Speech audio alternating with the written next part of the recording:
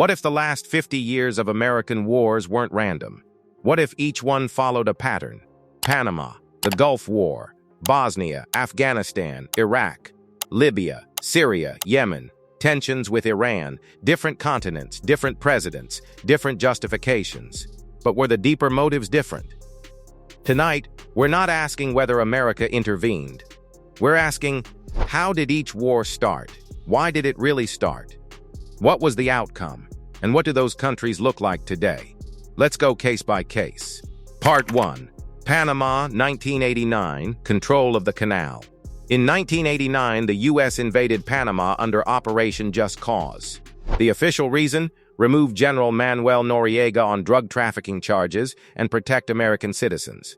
But Panama controls one of the most strategic waterways on Earth, the Panama Canal. At the time, control over canal security, dollarized banking systems, and regional influence mattered enormously. Panama was, and still is, heavily dollarized. The U.S. dollar functions as legal tender there. Was this about oil? No. Was it about strategic control of trade routes and regional dominance? Absolutely. Outcome: Noriega was removed. A pro-U.S. government took power. Panama remains stable today and maintains close ties with Washington. U.S. presence. While major bases were officially closed in 1999, the U.S. maintains strong security cooperation in the region. Part 2. The Gulf War 1990-1991. Oil A&D regional balance. When Iraq invaded Kuwait in 1990, the U.S. led a coalition to push Iraqi forces out. The official reason? Defend Kuwait's sovereignty. But here's the strategic layer. Kuwait and Saudi Arabia hold massive oil reserves. If Iraq controlled both, Saddam Hussein would have dominated a huge share of global oil supply. That would shift energy leverage dramatically. How it started: Iraq accused Kuwait of overproducing oil and harming Iraqi revenues. Invasion followed. The U.S. intervened. Why it mattered: oil supply stability, protection of Gulf allies, preserving petrodollar flow. Outcome: Iraq was expelled from Kuwait, Saddam remained in power. U.S. troops stayed in Saudi Arabia, a move that later fueled extremist resentment. U.S. bases today. The U.S. still has major bases in Kuwait, Qatar, Bahrain, and Saudi Arabia. Part 3. Bosnia 1995. Humanitarian or NATO expansion. The Bosnian War followed the breakup of Yugoslavia. The official reason for U.S. NATO involvement? Stop ethnic cleansing and genocide. This was less about oil and more about European stability and NATO credibility. How it started: ethnic conflict erupted after Yugoslavia collapsed. NATO intervened with airstrikes.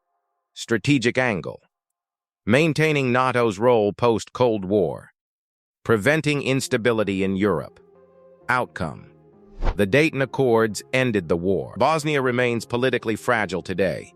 U.S. presence. Limited, but NATO maintains influence in the Balkans. Part 4. Afghanistan 2001-2021. Terrorism A&D geopolitics. After 9/11, the U.S. invaded Afghanistan to dismantle al-Qaeda. That was real. But Afghanistan also sits near Central Asian energy corridors and borders China, Iran, and Pakistan. How it started: al-Qaeda attacks. Taliban refused to hand over Osama bin Laden. Strategic layer: regional positioning. Pipeline discussions, though never realized. Presence in Eurasia. Outcome: 20-year war. Taliban regained control in 2021. U.S. bases. All major U.S. bases in Afghanistan were evacuated in 2021. Afghanistan today faces economic collapse and humanitarian crisis. Part 5. Iraq War 2003. WMD or regime change. The 2003 invasion of Iraq was justified by claims of weapons of mass destruction. They were never found. Iraq has the world's 5th largest proven oil reserves. How it started: post-9/11 security fears. Claims of WMD programs. Strategic angle debated. Oil access. Regional reshaping. Projection of U.S. power. Outcome: Saddam Hussein removed. Insurgency erupted. Rise of ISIS. Long-term instability. U.S. bases today. The U.S. still maintains military presence in Iraq for counterterrorism cooperation. Part 6. Libya 2011. Regime change and chaos. During the Arab Spring, NATO intervened in Libya. The official reason? Protect civilians from regime violence. The regime of Muammar Gaddafi collapsed. Libya holds Africa's largest oil reserves. Gaddafi had also floated ideas about alternative African financial systems. Outcome: the regime fell. The country fractured into rival factions. Oil production became contested. Libya today remains politically divided and unstable. No large permanent U.S. bases, but intermittent military involvement continues. Part 7. Syria 2014, present ISIS and regional chess. The U.S. became involved in Syria primarily to fight ISIS. But Syria is also geopolitically critical. Pipeline routes, Russian influence, Iranian influence, how it started, civil war after Arab Spring protests, rise of ISIS. Outcome: ISIS territorial control collapsed. Assad remains in power. Country devastated. U.S. presence. Limited U.S. troops remain in eastern Syria, particularly near oil fields. Part 8. Yemen, the proxy war. The U.S. has not directly invaded Yemen but has supported Saudi-led coalition operations. How it started: Houthi rebels took control of parts of Yemen. Saudi Arabia intervened. Strategic angle: contain Iran, secure Red Sea shipping lanes. Outcome: humanitarian catastrophe. Fragile ceasefires. Ongoing instability. The U.S. provides intelligence and logistical support, but has no major permanent bases inside Yemen. Part 9. Iran. Sanctions and shadow war. The U.S. has not launched a full invasion of Iran, but tensions remain high. Why Iran matters: massive oil reserves. Strategic location controlling the Strait of Hormuz. Challenges to dollar-based trade. Sanctions are the primary tool used against Iran. This is financial warfare instead of conventional invasion. Outcome: ongoing tensions, regional proxy conflicts. U.S. bases surround Iran in Qatar, Bahrain, Kuwait, and Iraq. The big pattern. Across these conflicts, patterns emerge: energy security, protection of global trade routes, preserving alliances, maintaining dollar-based systems, containing rival powers. Not every war was about oil. Not every intervention was about currency. But power projection was consistent.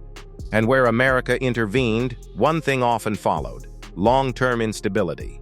Where are U.S. bases today? The United States maintains military bases across Kuwait, Qatar, Bahrain, Saudi Arabia, Iraq, Syria, Turkey, Germany, Japan. This global network enables rapid deployment and strategic control of trade routes and energy corridors. Final verdict. So why did America fight these wars? Sometimes security, sometimes alliance commitments, sometimes humanitarian claims, sometimes counterterrorism, but always power. Power over trade routes, power over energy stability, power over financial systems, power over geopolitical rivals. The outcome?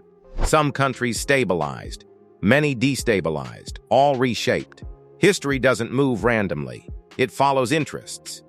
If this breakdown made you question the surface narrative, good. We don't do simple answers here. Hit like if you want more deep geopolitical analysis. Subscribe for weekly breakdowns on power, money, and strategy. And tell me in the comments, were these wars about protection or preservation of dominance? Let's talk.